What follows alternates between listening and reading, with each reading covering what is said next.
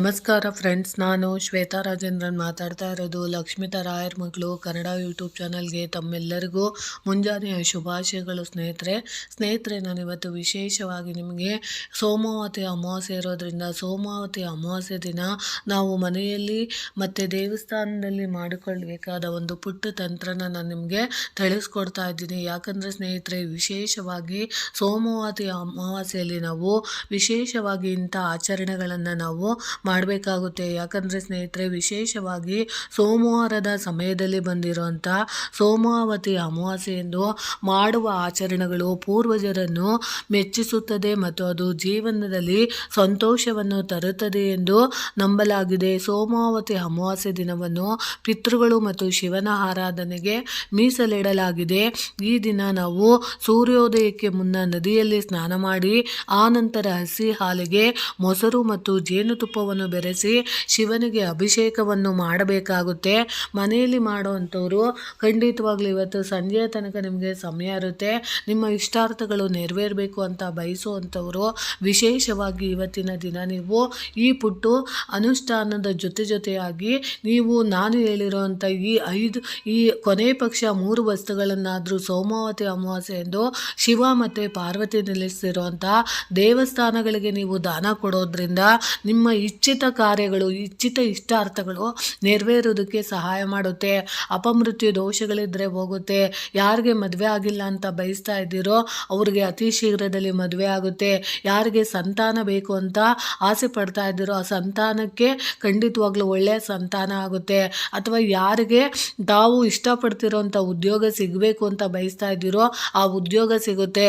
ಅಥವಾ ಯಾರಿಗೆ ತಮ್ಮ ಮನಸ್ಸಿನಲ್ಲಿರುವಂಥ ಡ್ರೀಮ್ ಅಂದರೆ ಕನಸು, ಬೇಕಾದಷ್ಟು ಆಸೆ ಆಕಾಂಕ್ಷೆಗಳಿಂದ ಒಂದು ಜೀವನದಲ್ಲಿ ನಾವು ಒಂದು ಪ್ಲ್ಯಾನ್ ಅಂತ ಮಾಡಿರ್ತಾರೆ. ಅಂದರೆ ನಮಗೆ ಇದು ಸಿಕ್ಕಿದ್ರೇ ನಾವು ತುಂಬ ಸಂತೋಷವಾಗಿರ್ತೀವಿ ಅಂತ ಆ ಪ್ಲ್ಯಾನ್ ಮಾಡಿರ್ತಾರೆ. ಅಂಥ ಡ್ರೀಮ್ಗಳು, ಕನಸು ನನಸಾಗಬೇಕು ಅಂತ ಬಯಸೋ ಅಂಥ ಅವರು ಇವತ್ತಿನ ದಿನ ಈ ವಸ್ತುಗಳನ್ನು ನೀವು ಶಿವ ಅದರಲ್ಲೂ ಪಾರ್ವತಿ ನೆಲೆಸಿರೋಂಥ ದೇವಸ್ಥಾನಕ್ಕೆ ಕೊಟ್ಟಾಗ ತುಂಬಾ ಅನುಕೂಲ.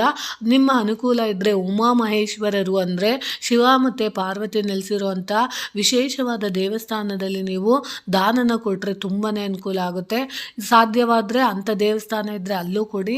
ಅಕಸ್ಮಾತ್ ಇಲ್ಲ ಅಂದರೆ ಶಿವನ ದೇವಸ್ಥಾನಕ್ಕೆ ನೀವು ಇವತ್ತು ಸೋಮವತಿ ಅಮಾವಾಸ್ಯೆ ದಿನ ನೀವು ದಾನ ಮಾಡಬೇಕಾಗುತ್ತೆ. ಯಾಕೆ ಇವತ್ತಿನ ದಿನ ಇಷ್ಟು ಪ್ರಾಮುಖ್ಯತೆ ಶಿವ ಮತ್ತು ಪಾರ್ವತಿಗೆ ಅಂದರೆ ಸೋಮವಾರ ಬಂದಿರೋದ್ರಿಂದ ಅಮಾವಾಸ್ಯೆಯು, ಅದರಲ್ಲೂ ವಿಶೇಷವಾಗಿ ನಾವು ಈ ಧನುರ್ಮಾಸದ ಜೊತೆಯಾಗಿ ಬಂದಿರೋಂಥ ಸೋಮವಾರದ ಸಮಯದಲ್ಲಿ ಬಂದಿರೋಂಥ ಈ ಸೋಮಾವತಿ ಅಮಾವಾಸ್ಯೆ ವಿಶೇಷವಾಗಿ ಶಿವಶಕ್ತಿನ ಹೊಂದಿರುತ್ತೆ. ಆ ಶಿವಶಕ್ತಿ ಇಬ್ಬರು ನೆಲೆಸಿರೋಂಥ ಈ ದಿನದಲ್ಲಿ ನಾವು ಶಿವ ಪಾರ್ವತಿನ ಮನೆಯಲ್ಲಿ ವಿಶೇಷವಾಗಿ ನಿಮ್ಮ ಮನೆಯಲ್ಲಿರೋಂಥ ಶಿವ ಹಾಗೆ ಪಾರ್ವತಿ ಇರೋಂಥ ಫೋಟೋದ ಮುಂದೆ ನೀವು ವಿಶೇಷವಾಗಿ ಚಿಕ್ಕ ಅನುಷ್ಠಾನನ ಮಾಡಬೇಕಾಗುತ್ತೆ. ಏನಪ್ಪ ಅದು ಅಂತಂದರೆ, ನಾನು ಹೇಳಿರೋಂಥ ವಸ್ತುಗಳನ್ನು ತಂದು, ಅಂದರೆ ಸಕ್ಕರೆ ಇರ್ಬೋದು, ಅರಿಶಿನ ಪುಡಿ ಇರ್ಬೋದು, ಕಪ್ಪು ಎಳ್ಳು ಇರ್ಬೋದು, ಜೇನುತುಪ್ಪ ಇರ್ಬೋದು, ಅದನ್ನು ವಿಶೇಷವಾಗಿ ಶಿವ ಮತ್ತು ಪಾರ್ವತಿಗೆ ವಿಶೇಷವಾಗಿ ಫೋಟೋಗೆ ಅಲಂಕಾರ ಮಾಡಿ ಪೂಜೆ ಮಾಡಿ ನಿಮ್ಮ ಯಥಾ ಪ್ರಕಾರ ದೀಪನ ಹಚ್ಚಿ ಒಂದು ತಾಮ್ರದ ತಟ್ಟೆಯಲ್ಲಿ ಈ ವಸ್ತುಗಳನ್ನು ಇಟ್ಟು ನೀವು ಶಿವನಾಮಾವಳಿಗಳು ಅಥವಾ ಶಿವ ಅಷ್ಟೋತ್ತರಗಳನ್ನು ನಿಮ್ಮ ಹೆಸರು ಅಂದರೆ ನಿಮ್ಮ ಕುಲ, ಗೋತ್ರ, ನಕ್ಷತ್ರ, ನಕ್ಷತ್ರ, ರಾಶಿ, ನಿಮ್ಮ ಯಾವ ಇಷ್ಟಾರ್ಥಗಳು ನೆರವೇರಬೇಕು ಅಂತ ನೀವು ಬಯಸ್ತಾ ಇದ್ದೀರೋ ಅದನ್ನೆಲ್ಲ ನೀವು ಒಂದು ತಾಮ್ರದ ತಟ್ಟೆಯಲ್ಲಿರುವಂಥ ವಸ್ತುಗಳನ್ನು ನೀವು ಇಟ್ಕೊಂಡು ನಿಮಗೆ ಬೇಕಾಗಿರೋ ಅಂಥದ್ದು ಯಾವ ಆಸೆ ನೆರವೇರಬೇಕು ಅಂತ ಬಯಸ್ತಾ ಇದ್ದೀರೋ ಅದನ್ನು ಸಂಪೂರ್ಣವಾಗಿ ನೀವು ಹೇಳ್ಕೊಂಡು ಅದನ್ನು ನೀವು ತಗೊಂಡೋಗಿ ಕೊಡೋದಕ್ಕಿಂತ ಮುಂಚೆ ಶಿವನಾಮಾವಳಿಗಳನ್ನು, ಕೊನೆ ಪಕ್ಷ ಶಿವ ಅಷ್ಟೋತ್ತರಗಳನ್ನು ಹೇಳ್ಕೊಳಕ್ಕಾಗಲಿಲ್ಲ ಅಂದರೂ ಪರವಾಗಿಲ್ಲ, ಈ 11 ನಾಮಾವಳಿಗಳನ್ನಾದ್ರೂ ನೀವು ಹೇಳ್ಕೊಬೇಕಾಗುತ್ತೆ.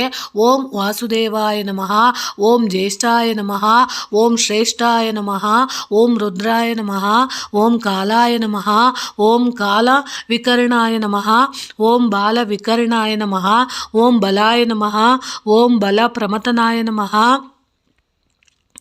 ಓಂ ಸರ್ವಭೂತ ದಮನಾಯ ನಮಃ, ಓಂ ಮನೋನ್ಮನಾಯ ನಮಃ. ಇದು ವೇದಗಳಲ್ಲಿ ಉಲ್ಲೇಖಿಸಲಾದ ಭಗವಾನ್ ವಿಷ್ಣುವಿನ 11 ಹೆಸರುಗಳು. ಈ ಹೆಸರುಗಳನ್ನಾದರೂ ಒಂದು 11 ಸರಿ ನೀವು ಹೇಳ್ಕೊಂಡು ಆ ವಸ್ತುಗಳನ್ನು ನೀವು ಪೂಜೆ ಮಾಡಿದ ನಂತರ, ಅದರಲ್ಲೂ ವಿಶೇಷವಾಗಿ ಇವತ್ತು ಶಿವ ಮತ್ತು ಪಾರ್ವತಿ ಜೊತೆಯಾಗಿರುವಂಥ ಫೋಟೋ ಮುಂದೆ ನೀವು ಕುಳಿತು ನಿಮ್ಮ ಇಷ್ಟಾರ್ಥಗಳನ್ನು ಸಂಕಲ್ಪ ಮಾಡಿಕೊಂಡು ನೀವು ಇವತ್ತಿನ ದಿನ ಆ ವಸ್ತುಗಳನ್ನು ನೀವು ನೈವೇದ್ಯವಾಗಿ ಸಂಕಲ್ಪ ಮಾಡ್ಕೊಂಡು ಅದನ್ನು ನೀವು ತಗೊಂಡೋಗಿ ಶಿವ ಮತ್ತು ಪಾರ್ವತಿ ನೆಲೆಸಿರೋಂಥ ದೇವಸ್ಥಾನದಲ್ಲಿ ನೀವು ದಾನವಾಗಿ ಕೊಡಬೇಕು.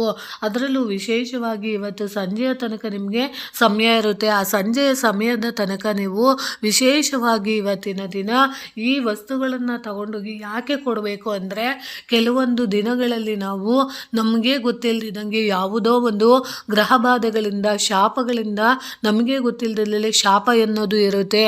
ಪಿತೃಗಳ ಶಾಪ ಇರ್ಬೋದು, ಅದು ಶತ್ರುಗಳ ಸಮಸ್ಯೆ ಇರ್ಬೋದು, ಅಥವಾ ನಮಗೆ ಗೊತ್ತಿಲ್ಲದಿದ್ದಂಗೆ ಜನ್ಮದಿಂದ ಬಂದಿರೋಂಥ ಶಾಪಗಳು ಅಂಟ್ಕೊಂಡಿರೋ ಅಂಥದ್ದು ಅದೆಲ್ಲ ಹೋಗಬೇಕು ಅಂತ ಬಯಸೋವಂಥವ್ರು ನಾವು ಈ ಸೋಮಾವತಿ ಅಮಾವಾಸ್ಯೆಯ ತಿಥಿಯೆಂದು ಅತ್ಯಂತ ವಿಶೇಷವೆಂದು ಪರಿಗಣಿಸಲಾಗಿದೆ.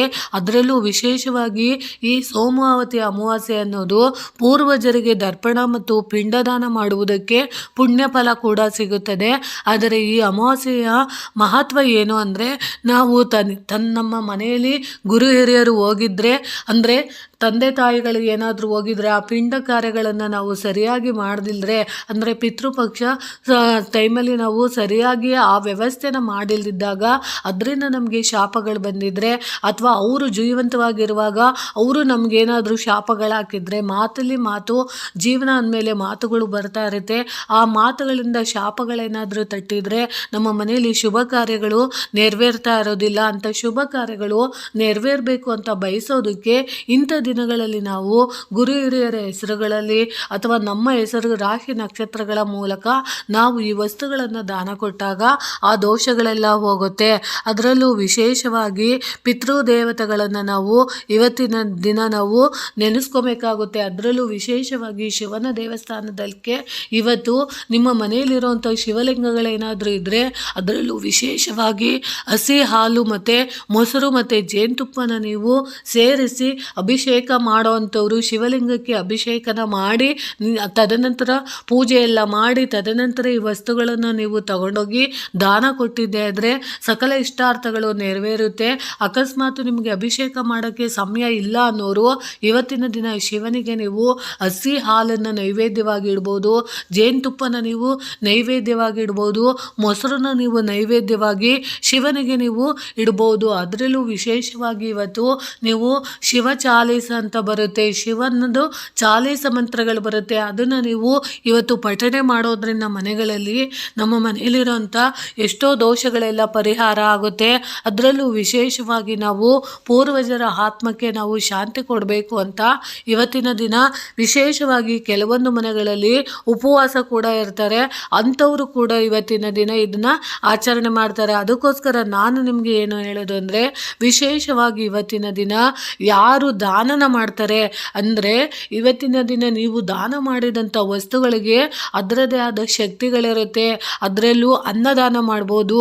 ಆ ಅನ್ನದಾನ ಮಾಡೋಕ್ಕೆ ಆಗಲಿಲ್ಲ ಅಂತಂದವರು ಕೊನೆ ಪಕ್ಷ ಕಪ್ಪು ಎಳ್ಳನ್ನಾದ್ರೂ ಅರಿಶಿಣ ಪುಡಿ ಮತ್ತು ಜೇನುತುಪ್ಪ, ಅದರಲ್ಲೂ ವಿಶೇಷವಾಗಿ ಸಕ್ಕರೆನ ನಾವು ಶಿವನ ದೇವಸ್ಥಾನಕ್ಕೆ ದಾನವಾಗಿ ಕೊಟ್ಟಿರೋದ್ರಿಂದ ನಮ್ಮ ಸಕಲ ಇಷ್ಟಾರ್ಥಗಳು ನೆರವೇರೋದಕ್ಕೆ ಸಹಾಯ ಮಾಡುತ್ತೆ. ಅದಕ್ಕೋಸ್ಕರ ನಾವು ಇವತ್ತು ಈ ದಾನನ ಮಾಡಬೇಕಾಗುತ್ತೆ.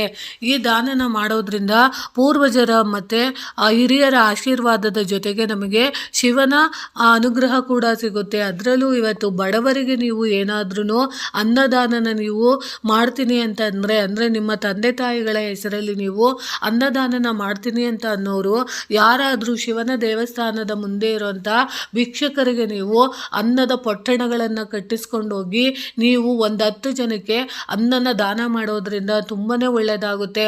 ಅದರಲ್ಲೂ ವಿಶೇಷವಾಗಿ ನೀವು ಅರಳಿ ಮರದ ಹತ್ರ ನೀವು ಇವತ್ತಿನ ದಿನ ವಿಶೇಷವಾಗಿ 2 ಮಣ್ಣಿನ ದೀಪಗಳನ್ನು ನೀವು ಹೋಗಿ ನಿಮ್ಮ ಇಷ್ಟಾರ್ಥಗಳು ಸಕಲ ಇಷ್ಟಾರ್ಥಗಳು ನೆರವೇರಬೇಕು ಅಂತ ಬಯಸುವಂಥರು ಅಶ್ವತ್ತು ಪ್ರದಕ್ಷಿಣೆನ ಹಾಕಿ ಅಲ್ಲಿ ದೀಪಗಳನ್ನು ಹಚ್ಚಿ ನಾನು ಹೇಳಿರೋಂಥ ವಸ್ತುಗಳನ್ನು ಶಿವನ ದೇವಸ್ಥಾನದಲ್ಲಿ ದಾನ ಮಾಡಿದ್ದೆ ಆದರೆ ಖಂಡಿತವಾಗ್ಲೂ ನಿಮ್ಮ ಇಚ್ಛಿತ ಕಾರ್ಯಗಳು ನೆರವೇರುತ್ತೆ. ಅಂಥ ವಿಶೇಷವಾದ ಅಮಾವಾಸ್ಯೆ ಇವತ್ತು, ಅಂಥ ಸೋಮಾವತಿ ಅಮಾವಾಸ್ಯೆ ಎಂದು ನಾವು ಮಾಡ್ಕೊಳ್ಬೇಕಾದ ಪುಟ್ಟ ತಂತ್ರನ ನಾನು ನಿಮಗೆ ತಿಳಿಸ್ಕೊಟ್ಟಿದ್ದೀನಿ. ಮಾಹಿತಿ ಇಷ್ಟ ಆಗಿದೆ ಅನ್ಕೊತೀನಿ ಸ್ನೇಹಿತರೆ.